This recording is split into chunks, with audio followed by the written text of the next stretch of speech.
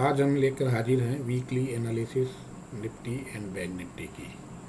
जैसा कि आप देख रहे हैं अपन निफ्टी बैंक के चार्ट पे हैं और ये डेली चार्ट है। डेली चार्ट में बैंक निफ्टी ने कंटिन्यूसली 3 दिन तक ग्रीन कैंडल बना के बुलिश कैंडल बना के क्लोज किया है। सिमिलरली निफ्टी में भी ग्रीन कैंडल बना के बुलिश कैंडल बना के डेली चार्ट पे क्लोजिंग दी है।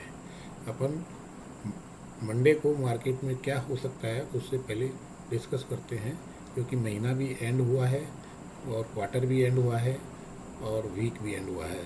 सबसे पहले अपन चलते हैं मंथली चार्ट पे। ये अपना निफ्टी का मंथली चार्ट है। अपन देख रहे हैं कि पिछले 4 महीने से कंटिन्यूसली रेड कैंडल ही बन रही है और इस रेड कैंडल में अपन जो लास्ट इस महीने में मार्च की बनी है वो एक दोजी रेड कैंडल बनी है और कंटिन्यूसली 4 रेड कैंडल अपने को पिछले चार्ट पे अपन देखते हैं तो 3 कैंडल से ज़्यादा नहीं मिली है। एक ये यहाँ पे अपने को 4 कैंडल दिख रही हैं जो जनवरी फरवरी मार्च 2016 में है। और जब भी इस तरह का फॉर्मेशन हुआ है मार्केट थोड़ा सा अपर साइड में जाने की कोशिश किया है, तो हो सकता है अप्रैल के महीने में भी मार्केट कुछ ऊपर की तरफ मूव करे।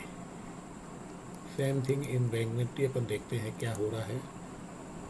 तो बैंक निफ्टी में भी अपन ये मंथली चार्ट पे देखें तो 3 महीने के बाद एक ये छोटी सी दोजी टाइप कैंडल बना के ग्रीन में क्लोज किया है।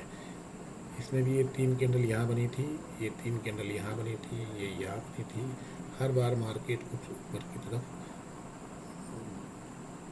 शिफ्ट हुआ, यानी कि मार्केट स्ट्रक्चर ये बता रहा है कि जब कंटिन्यूसली 3 से 4 महीने की तरफ रेड कैंडल बनता है तो थोड़ा सा ऊपर हो सकता है बैंक निफ्टी भी थोड़ा ऊपर की तरफ मूव करे। अब आते हैं अपन वीकली चार्ट पे। वीकली चार्ट में भी बुलिश कैंडल है जो इस वीक की क्लोज हुई है, मंथ एंड की एंड वीकेंड की। तो अब ये 3 वीक से गिर ही रहा था तो अपन ये मान सकते हैं कि ये थोड़ा सा ऊपर की ओर शिफ्ट होता है। तो ये जो 6 मार्च वाला वीक है इसके हाई तक तो बाजार यानी 41,400 तक मार्केट जाने की एक संभावना है। सिमिलरली अपन निफ्टी में बात करें तो वीकली चार्ट में निफ्टी ने भी बुलिश कैंडल बना के क्लोज की है। 3 वीक से कंटिन्यूस गिर रहा था, ऊपर की तरफ शिफ्ट हो रहा है। तो ये 6 मार्च वाला वीक था 6 से 13 का, इसमें 17,799 यानी कि लगभग 17,800 तक जाने की एक संभावना बन सकती है। हम यहाँ पे ये कतई नहीं कहना चाह रहे हैं कि ये 17,800 ही जाएगा या बैंक निफ्टी में 41,400 तक ही जाएगा, क्योंकि उससे पहले एक राउंड फिगर लेवल निफ्टी में 17,500 और बैंक निफ्टी में 41,000 भी अपने आप में एक रेजिस्टेंस बनेगा। इसी तरह से अपन बैंक निफ्टी के डेली चार्ट पे आते हैं। तो डेली चार्ट में जैसा अपन पहले बात कर चुके हैं ये ऊपर की तरफ शिफ्ट हो रहा है एक सिग्निफिकेंट सा लो बना के। तो ये फर्स्ट रेजिस्टेंस इसका ये भी बन सकता है जो बहुत पास में है 40,800, उसके बाद राउंड फिगर 41,000 और उसके बाद 41,400। और निफ्टी में अपन बात करें डेली चार्ट पे तो निफ्टी में जैसा कि बुलिश कैंडल बनी है 17,360 के आसपास की क्लोजिंग दी है। तो ये इसमें अपन देखें इस छोटी स्विंग में तो ये भी एक रेजिस्टेंस बन सकता है जो लगभग 17,500 की रेंज में आ रहा है और 17,500 अपने आप में एक राउंड फिगर लेवल भी है। तो वहाँ से कोई अपने को अगेन डाउन साइड में मूवमेंट मिल सकता है। तो अगर इसी रेजिस्टेंस को भी ये पार करके आगे बढ़ता है तो फिर मंथली स्विंग के हिसाब से 17,772 यानी कि 17,800 तक तो मार्केट एक जाने की संभावना लगती है। हम यहाँ पे फिर एक बार आपको बता दें कि ये कतई नहीं कह रहे हैं कि ये 17,800 की तरफ जा सकता है। अब अपन देखते हैं वीकली एनालिसिस करने के बाद कि मंडे को मार्केट में क्या हो सकता है। उसको समझने के लिए अपन 15 मिनट के चार्ट पे चलते हैं। अब ये जैसा कि निफ्टी का 15 मिनट का चार्ट है, फ्राइडे को मार्केट गैप के साथ ओपनिंग देता है यानी गैप अप होता है और मार्केट पूरे दिन भर ऊपर की तरफ धीरे धीरे शिफ्ट होके और नियर अबाउट 17,380-400 की रेंज में एक रेजिस्टेंस लेके और वहीं पे ऊपर अपर एंड पे ही क्लोज हो गया है। अब मार्केट में अपन पीछे की तरफ देखें तो इसमें यही एक रेजिस्टेंस नज़र आ रहा है जो 17,500 से लेके 17,530 के बीच में है और उससे पहले कोई स्टॉपेज लेता है तो 17,400 एक पॉसिबल रेंज है 17,450 से 17,520 के बीच में। तो मार्केट यदि यही फ्लैट खुलता है और अपने 5 मिनट या 15 मिनट के हाई को क्रॉस करके ऊपर की तरफ शिफ्ट होता है तो अपने को फर्स्ट टारगेट 17,450 460 का लेते हुए कोई लॉन्ग ट्रेड मिल सकता है और उसके ऊपर चलता है तो 17,500 17,520 तक का भी एक टारगेट दे सकता है। और फ्लैट इस खुल के अगर नीचे की तरफ मूव करता है तो सबसे पहले जो उसको सपोर्ट मिलेगा वो 17,300 के आसपास और उसके बाद 17,200 से 250 के रेंज में कहीं भी एक सपोर्ट मिलने की संभावना है और अपने को एक छोटा ट्रेड मिल सकता है। इसके बजाय मार्केट कुछ व्यापक ओपनिंग हो जाता है 17,350 से लेके 17,400 420 की रेंज में तो 17,450 से लेके पे अपने को कोई शूटिंग स्टार कैंडल मिलती है उसके आसपास में तो अपन उसका टॉप का स्टॉप लॉस लेके और नीचे की तरफ 17,300 350 का एक टारगेट के लिए शॉर्ट ट्रेड मिल सकता है। और अदरवाइज और ऊपर की तरफ चलता है तो 17,500 का लेवल भी अपने को देखने को मिल सकता है।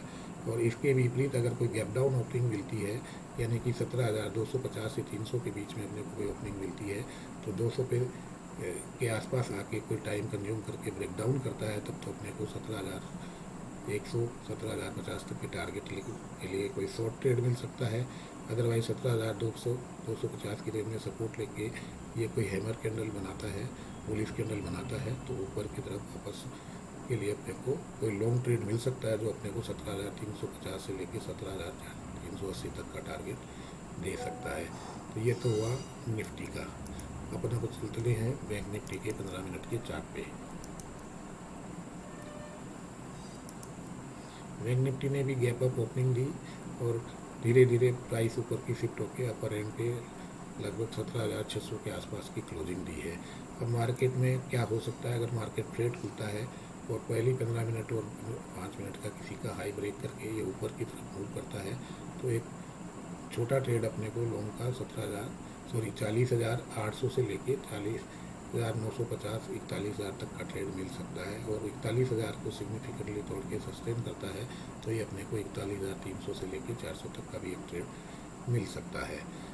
इसके विपरीत यदि ये फ्लैट ओपन होकर नीचे की तरफ मूव करना चालू करता है तो अगर ये 17,350 की रेंज को तोड़ के या 40,350 की या 40,300 की रेंज को तोड़ के नीचे की तरफ चलना लगता है तो अपने को 40,000 के आसपास का टारगेट लेते हुए एक शॉर्ट ट्रेड मिल सकता है जिसमें 200-300 पॉइंट का अपने को गेन हो सकता है।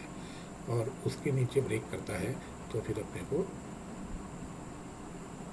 फर्दर गिरावट के लिए नहीं देख के और अपने को कोई नीचे से बुलिश कैंडल मिलती है तो वापस उस क्लोजिंग तक 40,500 से लेके 700 के बीच में का कोई एक लॉन्ग ट्रेड मिलता है।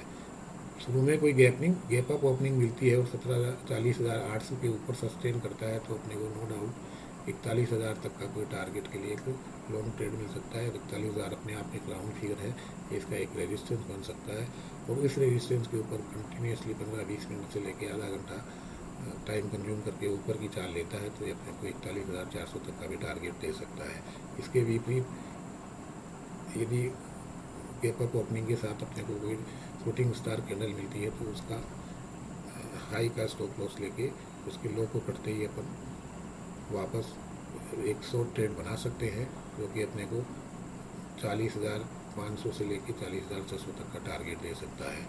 और गैप डाउन ओपनिंग मिलती है यानी कि 40,000 के आसपास या 39,900 से लेके 40,100 के बीच में कोई ओपनिंग मिलती है और अपने को वहीं पे कोई बुलिश कैंडल 5 मिनट या 15 मिनट में हैमर टाइप कैंडल मिलती है तो अपन उसके हाई को कट होने के बाद उसके लो का स्टॉप लॉस लेते हुए 40,600 से लेकर 40,700 तक का कोई लॉन्ग ट्रेड इनिशिएट करने का मौका मिल सकता है। और गैप डाउन ओपनिंग होने के बाद अपने को कोई वहीं पे टाइम कंज्यूम करके 40,000 के लेवल को ब्रेक करता है तो तो अपने को वापस 39,700 से लेके 39,900 के बीच का कोई एक शॉर्ट ट्रेड भी मिल सकता है। तो इस तरह से अपने को मार्केट, क्योंकि मंडे को नया वीक चालू होने वाला है और नया मंथ भी है और नया फाइनेंशियल ईयर भी है, तो अपने को अपने ट्रेडिंग सेटअप में आने के बाद ही कोई शॉर्ट या लॉन्ग ट्रेड जिस तरह का भी मिलता है उसी तरह का प्रॉपर स्टॉप लॉस को लेके ये कोई ट्रेड इनिशिएट करना चाहिए। Thank you for watching this video.